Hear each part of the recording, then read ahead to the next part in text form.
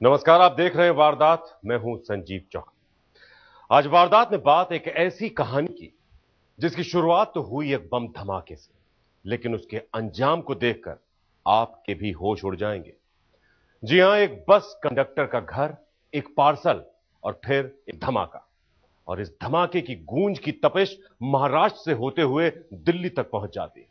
धमाके के फौरन बाद देश की तमाम बड़ी खुफिया एजेंसियां इस ब्लास्ट की जांच में जुट जाती हैं।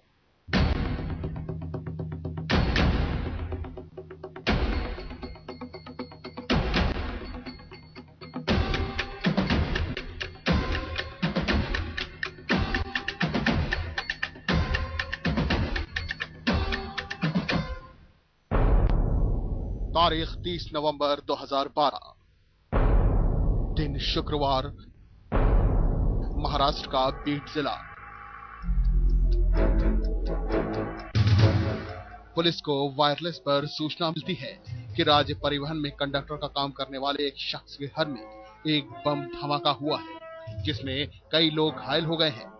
पुलिस की टीम आनन फानन में मौका वारदात पर पहुंच जाती है, क्योंकि मामला बम ब्लास्ट का था और धमाका भी एक ट्रांजिस्टर में हुआ था। इसलिए आम लोगों को लेकर पुलिस भी इस घटना से हैरान थी। सभी की जुबान पर एक ही सवाल था कि भला एक छोटे से ट्रांजिस्टर में ऐसे कैसा ब्लास्ट हो गया, जिसकी वजह से कई लोग गंभीर रूप से घायल हो गए। धमाका इतना जबरदस्त था कि ट्रांजिस्टर के परखच्चे उड़ चुके थे और धमाके में जख्मी हुए लोग खून से लथपथ जमीन पर गिरे पड़े थे। एक छोटे से कमरे में हुए इस रेडियो ब्लास्ट से न सिर्फ जमीन में गड्ढा हो गया था, बल्कि पड़ोसियों के घर की दीवालों में भी दरार आ गया था। यह अपने आप में बहुत ही असाधारण बात थी और इसीलिए पुलिस ने इस पूरे मामले की गहनता से जांच शुरू कर दी। पुलिस टीम मौका वारदात पर पहुंचकर अपनी तफ्तीश शुरू कर देती है। शुरुआती जांच और मौका वारदात का मुआयना करने के बाद पुलिस इस नतीजे पर पहुंचती है कि यह कोई आम ब्लास्ट नहीं है। इस धमाके में खतरनाक एक्सप्लोजिव का इस्तेमाल किया गया है। लेकिन अब उसके सामने एक बड़ा सवाल यह था कि आखिरकार यह ट्रांजिस्टर बम इस घर तक कैसे पहुंचा। क्या यह कोई आतंकी साजिश थी? क्योंकि मामला बम धमाके का था और यह धमाका बीड जैसे संवेदनशील इलाके में हुआ था, तो जल्द ही इस धमाके की गूंज देश की बड़ी खुफिया एजेंसियों के कान तक पहुंच गई। धमाका भीड़ में हुआ था, लेकिन इसकी गूंज दिल्ली और मुंबई तक पहुंच गई थी। तुरंत औरंगाबाद एटीएस, मुंबई से एटीएस ऑफिसर और दिल्ली से एनआईए की टीम धमाके की जांच के लिए पहुंच गई। लेकिन शुरुआती जांच में फोरेंसिक टीम को कुछ ऐसे अवशेष मिले जिससे बात साफ हो गई कि धमाके के लिए एक्सप्लोजिव का इस्तेमाल किया गया है। पुलिस को जांच में पता चला कि इस धमाके में डेटोनेटर का इस्तेमाल किया गया है। लेकिन पुलिस टीम के सामने अब भी वही सवाल खड़े थे कि आखिर एक रेडियो में डेटोनेटर किसने फिट किया, रेडियो घर तक कैसे पहुंचा, इस धमाके की साजिश के पीछे किसका दिमाग था और उस शख्स का इस धमाके करने का आखिर क्या मकसद था। ये बात तो पुलिस भी जानती थी कि जब तक उसे इन सवालों के जवाब नहीं मिल जाते, तब तक उसके हाथ इस वारदात के गुनहगार के गिरबान तक नहीं पहुंच पाएंगे। मनीष पांडे, मुंबई, आज तक। धमाके में जख्मी 4 लोग मौत और जिंदगी के बीच झूल रहे थे और उधर जांच एजेंसियां इस धमाके के तार जोड़ने में लगी थी। और एक सवाल जो हर किसी के जहन में कौंध रहा था वो ये कि आखिर एक बस कंडक्टर से किसी की ऐसी क्या दुश्मनी हो सकती है, और वो भी ऐसी कि कातिल उसे मारने के लिए पार्सल में एक बम रख भेजे।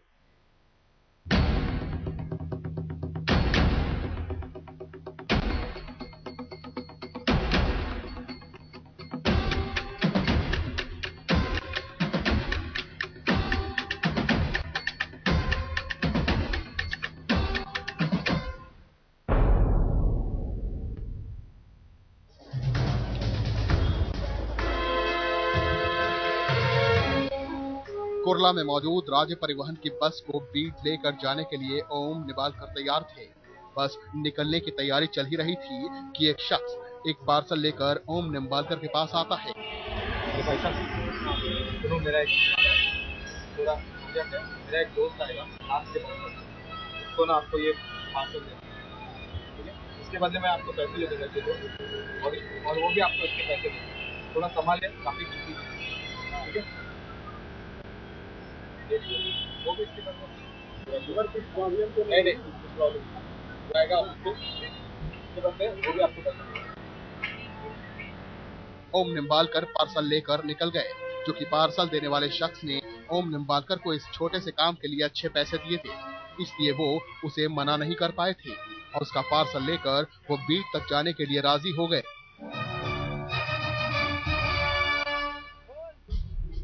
ओम अपनी मंजिल बीट तक पहुंच गए, लेकिन बीट में कोई भी पार्सल लेने नहीं आया।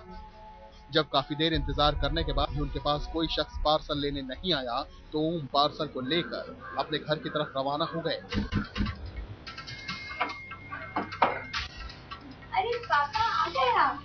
हाँ, ये क्या लेके आए हो? ये तो पार्सल है, एक ने दिया था तो उसने वापस लेने को ही नहीं आया। देखो खोल के क्या है उसमें। देखते हैं इसमें क्या है, देखो देखो। पार्सल देखकर घर में मौजूद हर घर वाले के मन में लालच आ गया और ओम ने अपने परिवार की मौजूदगी में पार्सल खोल दिया, लेकिन पार्सल खुलते ही उसके अंदर रखा एक छोटा सा ट्रांजिस्टर देखकर हर कोई हैरान रह गया। वीडियो ये क्या चल रहा है? इसमें सेल डालना पड़ेगा। कितना मस्त है, इसमें क्या क्या बजेगा? अभी सब रेडियो बजेगा ना। इसमें गाने नए गाने आएंगे। जब ओम ने रेडियो चलाने की कोशिश की तो वो ऑन नहीं हुआ। काफी देर देखने के बाद ओम को समझ में आया कि ट्रांजिस्टर में कोई बैटरी नहीं लगी थी, लिहाजा उसने उस ट्रांजिस्टर में घर में रखी बैटरी लगा दी। ट्रांजिस्टर ऑन तो हो गया, लेकिन उसमें से कुछ अलग तरीके की आवाज आई। अभी घर वाले कुछ समझ पाते कि अचानक ट्रांजिस्टर में एक जोरदार धमाका हो गया।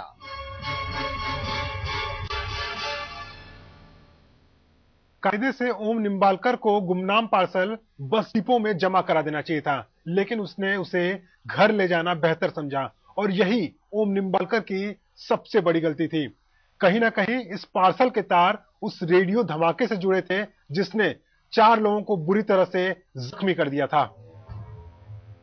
जांच के लिए लोकल पुलिस, एटीएस और एनआईए की टीमें पहुंच चुकी थी और अपनी तफ्तीश के दौरान मौके वारदात से पुलिस के हाथ एक ऐसा सुराग लगा जिससे उसे लगा कि अब वो इस केस को सुलझा सकती है। मुनीश पांडे, मुंबई, आज तक। मौका वारदात का मुआयना करते हुए जांच एजेंसियों के हाथ एक अहम सुराग लगता है और वो सुराग हाथ लगते ही केस की तफ्तीश की दिशा बदल जाती है। पुलिस टीम को लगता है कि सुराग की बदौलत वो धमाके के गुनहगार तक जरूर पहुंच जाएगी।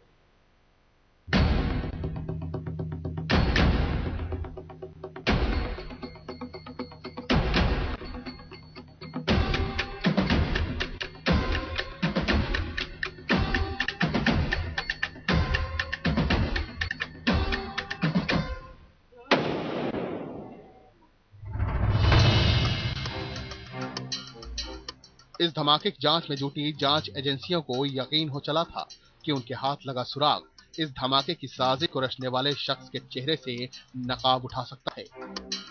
दरअसल जांच एजेंसियों को मौका वारदात से तफ्तीश के दौरान रेडियो रिपेयरिंग का एक बिल मिला था जिस पर एक मोबाइल नंबर लिखा था। लिहाजा मोबाइल नंबर को ट्रैक करते हुए जांच एजेंसियां जल्द ही उस शख्स तक पहुंच जाती हैं।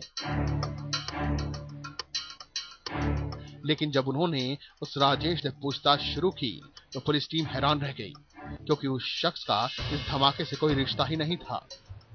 लेकिन पूछताछ के दौरान उसने पुलिस टीम को यह जरूर बताया कि उसके ही गांव में रहने वाले एक दूसरे शख्स से रंजिश जरूर है और वो पहले भी उसे पुलिस के चक्कर में फंसाने की कोशिश कर चुका है।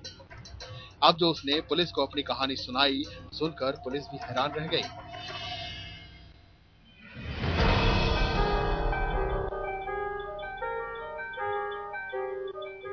बीड में रहने वाला 23 साल का मुंजाबगिरी एक इलेक्ट्रॉनिक चीजों की दुकान चलाता था और पड़ोस में रहने वाले राजेश की बीवी शीला से एक तरफा प्यार करता था। क्या भाभी, कभी हमारी तरफ भी देख लिया करो। लेकिन शीला गिरी को पसंद नहीं करती थी। धीरे धीरे गिरी के एक तरफा प्यार की बातें पूरे गांव में फैलने लगी और जब ये बात राजेश को पता चली तो इस बात को लेकर उसकी अपनी पत्नी शीला से कहासुनी भी हुई। क्या हो गया कि वो लड़का क्यों कर रहा है? सब गाँव वाले मेरे को बता रहे थे कि ऐसा ऐसा है। सही है, सच सच बता जो है तो। मैं क्या करूँ, वो मेरे पीछे पड़ा। परेशान हो गई मैं रोज की चीज़ से। सही है ना? पक्का? ठीक है, फिर अभी मैं उसको दिखाता हूँ क्या है, सबक सिखाता हूँ उसको बराबर। अपनी पत्नी की बात सुनने के बाद राजेश काफी गुस्से में गिरी से बात करने के इरादे से अपने घर से निकलता है। क्या है मेरे बीवी को छेड़ा बार बार? मैं कंप्लेंट दिया है, पहले ही बोलता हूँ। हाँ, ध्यान देना। होगा मसला। क्या देख लूंगा। हाँ, देखता हूँ। क्या मैं देख लूंगा। चल चल, कितने आते कितने जाते ऐसे। जब गिरी को समझाने के बाद भी वो नहीं माना तो राजेश ने इस बात की शिकायत पुलिस में दर्ज करवा दी। छेड़खानी की शिकायत मिलने के बाद पुलिस ने तुरंत गिरी को थाने में बुलाकर उसे हवालात के पीछे डाल दिया। खबर गांव में आग की तरह फैल गई, जिसके बाद गिरी की काफी बदनामी हुई। इसी बदनामी का बदला लेने के लिए गिरी ने बनाया एक अनोखा प्लान। कैमरामैन मंगेश आमरे और राकेश सालस्कर के साथ मुनीश पांडे, मुंबई, आज तक। दरअसल ये सारा मामला एक नाकाम आशिक के एक तरफा प्यार और उसके इंतकाम का है। जी हां, गिरी ही वो नाकाम आशिक था। जब वो शीला को नहीं पा सका तो उसने अपने इंतकाम के लिए एक ऐसी खौफनाक साजिश रची कि कुछ वक्त के लिए तो उसमें पुलिस भी उलझ कर रह गई।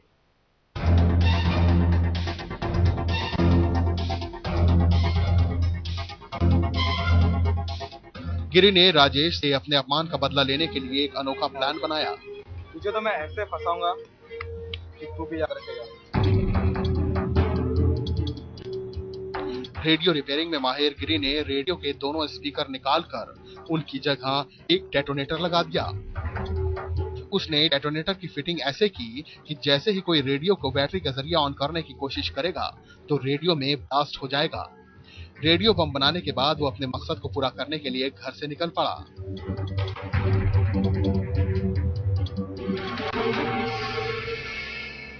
अपने इंतकाम की आग को पूरा करने के लिए गिरी ने हर एक कदम की गिनती पहले ही करके रखी थी। अपने दुश्मन को फंसाने के लिए उसने रेडियो में एक बिल छोड़ दिया था जिसमें उसके दुश्मन का नंबर लिखा हुआ था।